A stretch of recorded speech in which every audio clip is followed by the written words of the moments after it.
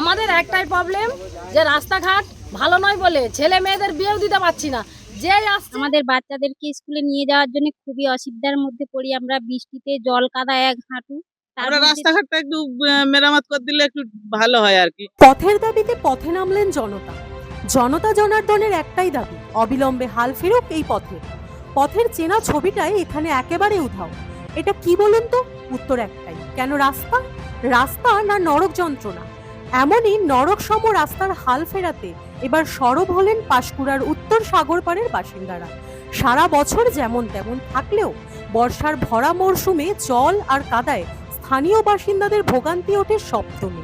School পড়ুয়া থেকে মুমূর্ষ রোগ, যন্ত্রণার চিত্রটা একই।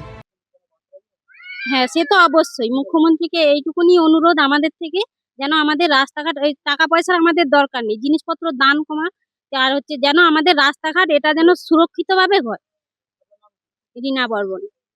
লড়ঝড়ে রাস্তায় জায়গায় জায়গায় পিচের বদলে শুধুই কাদার সরল রেখা, ইট আর খোয়ার দেখা মেলাই ভার।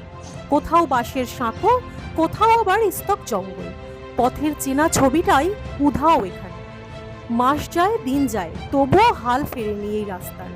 অগত্যা বাধ্য হয়ে বৃহত্তর আন্দোলনের কথা শোনা যাচ্ছে বাসিন্দাদের মুখে। বা বর্ষার সময়, বিশেষ করে বর্ষার সময় যদি কোনো সাপে কাটা রোগী বা গর্ভবতী মহিলা বাড়িতে থাকে, এই রাস্তার কারণের জন্য এই এলাকার মানুষের প্রচন্ড সমস্যা হচ্ছে। এই বিষয়টি নিয়ে মানে আমাদের বলতে লজ্জা লাগছে। আমি একজন ভারতীয় জনতা পার্টির প্রতীকে নির্বাচিত পাশের বুথের মেম্বার। এই বুথের মেম্বার বাসন্তী ম্যাডাম আছেন। আমরা বিষয়টা নিয়ে বারংবার আমাদের পঞ্চায়েতে জানিয়েছি। আমাদের যে গ্রাম পঞ্চায়েত অতীতে প্রায় 35 থেকে 40 বছর ডানপন্থী কংগ্রেসী শাসনে পঞ্চায়েত পরিচালনা করেছেন। বর্তমানে ওনারা আবার করেছেন। আমরা এই বিষয়টা নিয়ে পঞ্চায়েতের ভিতরে বারংবার আমরা আবেদন করলেও, লিখিত আবেদন করলেও কোনো রকম কর্ণপাত করেনি।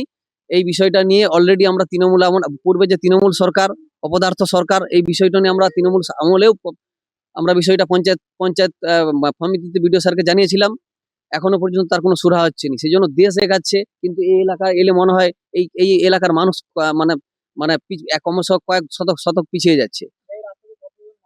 এই রাস্তা থেকে আপনার দক্ষিণ সাগরবাড়, উত্তর সাগরবাড়, বর্দাবাড়, হ্যাঁ, আপনার হচ্ছে সাগরবাড় থেকে শুরু করে প্রায় এখানে প্রায় 3 থেকে 5টা গ্রামের মানুষ প্রায় প্রতিদিন 3 থেকে 5,000 মানুষের যাতায়াতের রাস্তা থেকে। সেই জন্য অতি দ্রুত যদি এই রাস্তা মেরামত না হয়, পাকা ঢালাই মেরামত না হয়, তাহলে কিন্তু এলাকার মানুষজন যা ক্ষেপে আছে, এনারা কিন্তু বৃহত্তর আন্দোলনে বা ঘেরাও কর্মসূচি পালন করতে বাধ্য থাকবে। আমার নাম নিমাই চন্দ্র ওঝা, সাগর গ্রাম পঞ্চায়েতের বিরোধী দল, ভারতীয় জনতা পার্টির পক্ষে বিরোধী দলনেতা। খোদ রাজ্যের মুখ্যমন্ত্রী যে জেলার বাসিন্দা, সেই জেলার এই প্রত্যন্ত অঞ্চলের রাস্তার এমন বেহাল দশার ছবিটাই বড্ড বেমানান। ব্যুরো রিপোর্ট, পূর্ব মেদিনীপুর নিউজ পোল বাংলা।